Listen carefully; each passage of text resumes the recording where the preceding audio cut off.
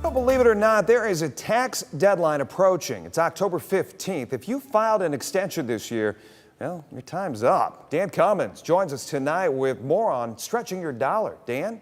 Yeah, maybe you kicked the can down the road last spring, putting off paying the IRS.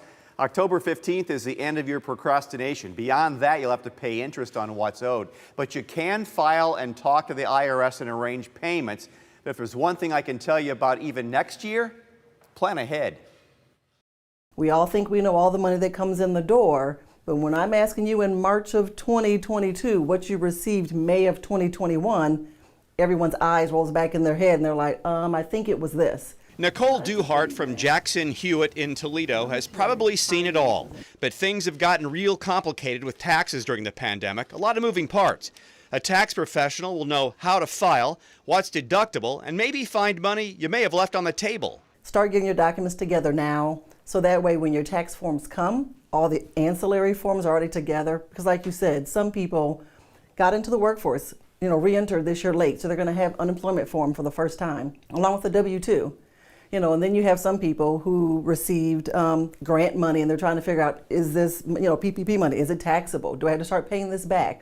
Those are the things that a tax professional can assist you with navigating those things. And good luck if you have to deal with the IRS. They're a government operation that's adjusting to a new norm, and it's not going well. Having your documents all in order will save a lot of time. They are like most people, they're understaffed.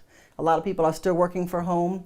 And everybody has to remember, we put a huge burden on the IRS. Outside of a pandemic, we ask them to do things that they're not trained to do, which is issue stimulus payments.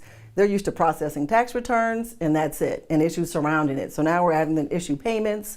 We're asking them to do that now for child tax credit payments. So they are heavily burdened with things outside of taxes. So we definitely say you have to be patient. Nothing's going to be quick as as we want it to be. Things have changed. Yeah, one more thing. The deadline for people haven't been having to pay their student loan debt so far. Well, that deadline is coming up next year, so be aware of that. You got to start paying your student loans again. Reporting now, I'm Dan Cummins.